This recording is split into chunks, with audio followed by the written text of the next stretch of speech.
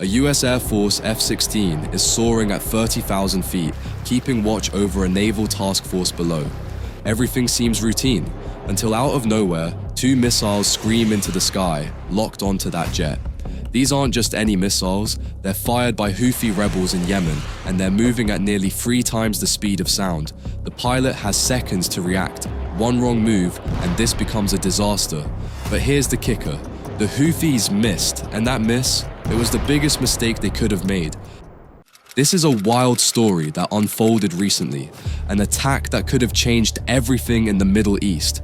The Houthis, a rebel group backed by Iran, decided to take a swing at a US fighter jet and an MQ-9 Reaper drone. Spoiler alert, it didn't go well for them. What followed was a lightning-fast US retaliation that sent shockwaves across the region. This isn't just about a failed missile strike. It's about why the Houthis thought they could pull this off, what it means for the conflict in Yemen, and how the US turned this into a massive wake-up call. This video is packed with details, jet maneuvers, missile tech, and the Navy's brutal response. It's April 2025, and the US Air Force F-16 from the 421st Fighter Squadron is cruising over the Red Sea. It's around 5:23 p.m. local time, and this jet is on a mission to provide top cover for a US naval task force steaming along Yemen's coast. Below, everything's calm, until it's not. Hidden in the hills near Hodeidah, a Houthi SA-6 missile battery locks onto the F-16. These aren't toys. The SA-6 is a Soviet-era surface-to-air missile, upgraded with Iranian tech, capable of hitting targets 14 miles, 23 kilometers, away at Mach 2.8. That's 2.8 times the speed of sound. The pilot's radar lights up, spotting the missile at 26 miles out. He's got 18 seconds to live or react. What does he do? He dives hard, from 30,000 feet to 15,000 feet in a stomach-churning drop. Why?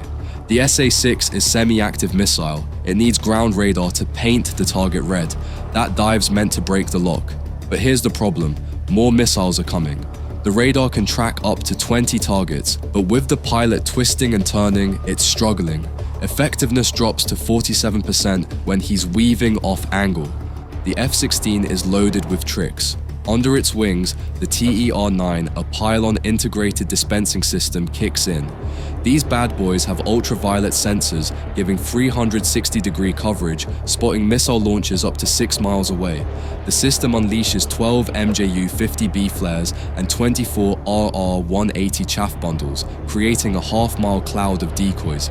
It's like throwing confetti to confuse the missile's seeker, but the SA-6s keep coming. Last resort, the ALQ-184 jamming pod on the jet's belly.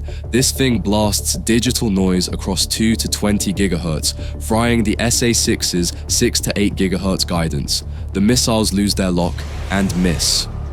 But the Houthis aren't done. At 6:07 p.m., an MQ-9 Reaper drone flying 50 miles northeast of Hodeidah gets targeted too. Its Pandora system detects another SA-6 launch in 8 seconds flat. The drone climbs above 15,000 feet, popping flares and chaff. It survives, but not unscathed. Back at base, maintainers find steel pellets from the missile's warhead peppered its wing. So, why would the Houthis take this shot? They've been a thorn in the side of Saudi Arabia and the US for years, hitting tankers and drones, but targeting a manned US fighter jet? That's next level bold. Let's break it down. The Houthis control northern Yemen, including Hodeidah and Sa'ada, and they're backed by Iran. Over the past decade, they've snagged 12 to 15 SA-6 launchers from Yemen's old government stockpiles, juiced them up with modern seekers, and built a decent air defense network. They've been flexing, disrupting Red Sea shipping, testing US patience, but this attack feels different. Military experts think those missiles were Iranian-made, maybe Sayyad or Rad variants designed for high-speed targets like the F-16. This wasn't a random potshot, it was a message. Was it a signal to Washington? We can hit your best toys. Or a miscalculation, maybe they thought they'd score a propaganda win, down a US jet, embarrass the superpower. Thing is, they've been getting cocky. Months of hitting softer targets gave them confidence, but an F-16 is a whole different beast. It's not just the tech, it's the symbol. You don't poke that bear and expect a slap on the wrist. Here's the strategic blunder. They underestimated the US response. Attacking a tanker or drone gets you sanctions or a stern warning. A manned jet? That's personal. The Houthis crossed a line they didn't fully grasp, and it flipped the script. Until now, the US played defense, escorting ships, swatting drones.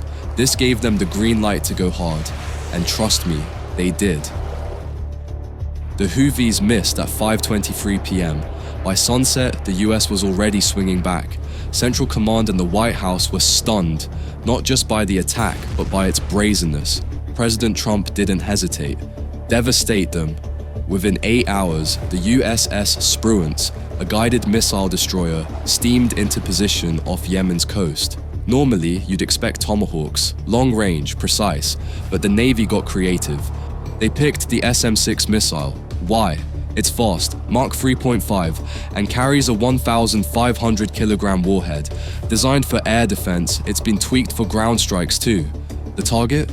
That SA-6 launcher, mobile and moving at 34 miles per hour. Satellites tracked it near Hodeidah, paired with an IS-91 radar. Time was ticking.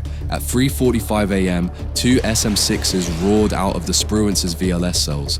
6 minutes later, the launcher's toast, along with 8 Houthi operators. Signals intercepts confirmed it. But that was just the opener. By 6 p.m., F-18s from the USS Harry S. Truman took off in waves. These weren't packing standard JDAMs, they carried AGM-154 joint standoff weapons. Range? Up to 80 miles. Payload?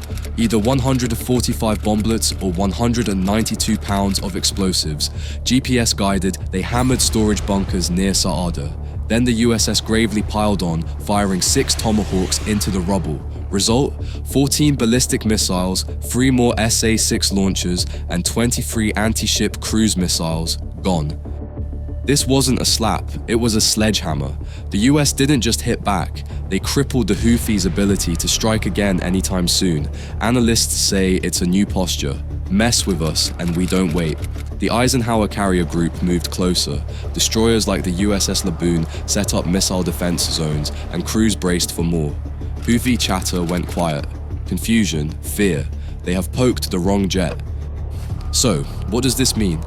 The Houthis handed the US a golden excuse to escalate. Before this, it was about deterrence. Keep the Red Sea open, protect shipping. Now, it's personal. The Trump administration's clear. We'll strike first and harder. Allies like the UK and France backed it, pledging more ships. NATO called it reckless. Even the UN admitted the US had a point. But here's the catch. The Houthis aren't done. They've got Iranian backing, a stockpile we haven't fully mapped, and a knack for hiding in Yemen's chaos. This strike hurt, bad, but it didn't wipe them out. The US could keep hammering, but one misstep, say hitting civilians, could flip the narrative. Global backlash, more chaos, or they could pull back, let deterrence sink in. Risk there, the Houthis regroup. What do you think? They should have known better. Targeting an F-16 wasn't just a tactical flop, it gave the US justification and a green light to dominate. The skies over Yemen are hostile now, and the Houthis are on run. But this isn't over. Iran's watching, the Red Sea's a TNT, and one spark could blow it wide open.